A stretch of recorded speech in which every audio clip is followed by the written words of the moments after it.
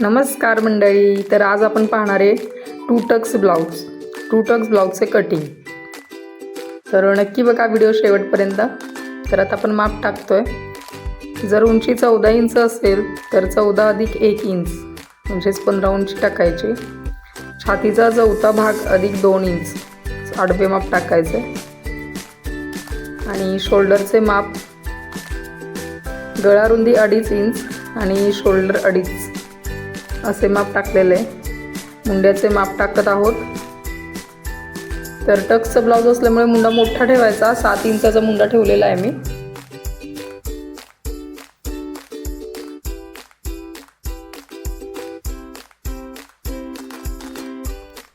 तर मापानुसार कटिंग करून घ्यायचं आहे व्यवस्थित. कारण कटिंग व्यवस्थित असेल तर शिलाई तुमची व्यवस्थित होते. त्यामुळे कटिंग महत्त्वाचं आहे. मागील गळ्याचे माप टाकत आहोत आपण. समजा गळा जर 10 असेल तर अर्धा इंच मार्जिन ठेवायचं. 10 अधिक अर्धा 10.5 गळा रुंदी 2.5 ठेवलेली आहे. आणि बाहेरील बाजूस अर्धा इंचाने गळा वाढवून घ्यायचा आहे. म्हणजे गळा छान ब्रॉड होतो.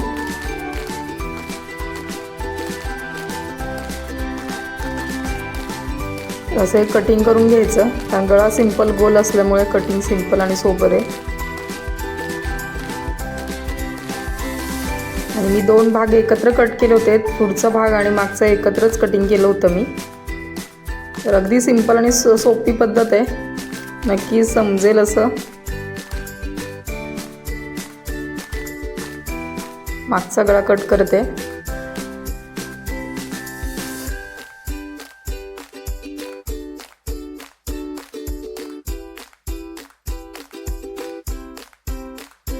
मागचा भाग पूर्ण झालेला आहे कटिंग करून.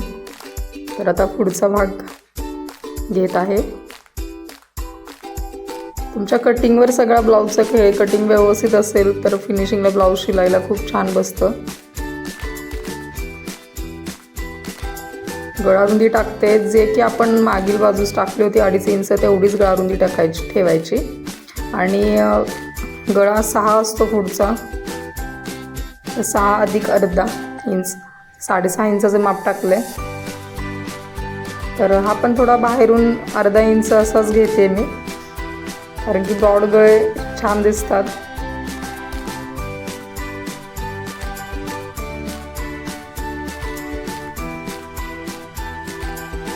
टक्सचं माप घेते.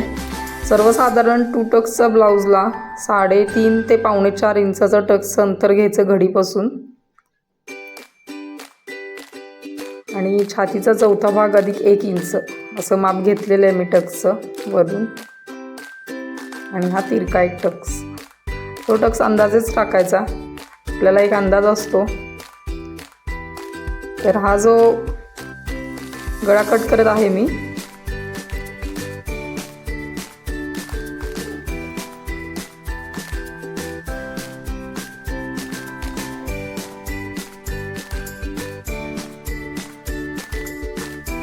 जे आपण टक्स टाकलेत त्याला छिटके द्यायचे.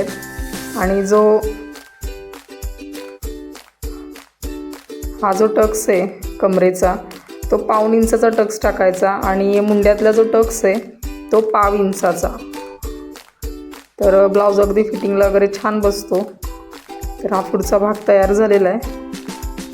कटिंग अगदी व्यवस्थित झालेलं आहे बघा. दोन्ही भाग एकत्र ठेवूनच मी कट केलं होतं. मागचा भाग पुढचा भाग. तर फ्रंटला ओपनिंग असल्यामुळे मधून कट देत आहे.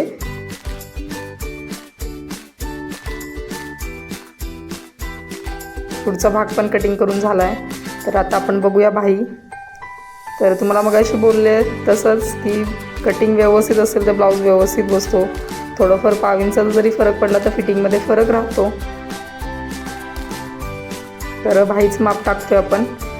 छातीचा चौथा भाग अधिक अर्धा इंच असं माप टाकलेलं आहे. आणि बाहीची उंची 4 इंच आहे तयार ब्लाऊजची. तर आपण 5 इंचाची टाकलेली आहे. आणि उतार आपण 3 इंचाचा दिलेला आहे.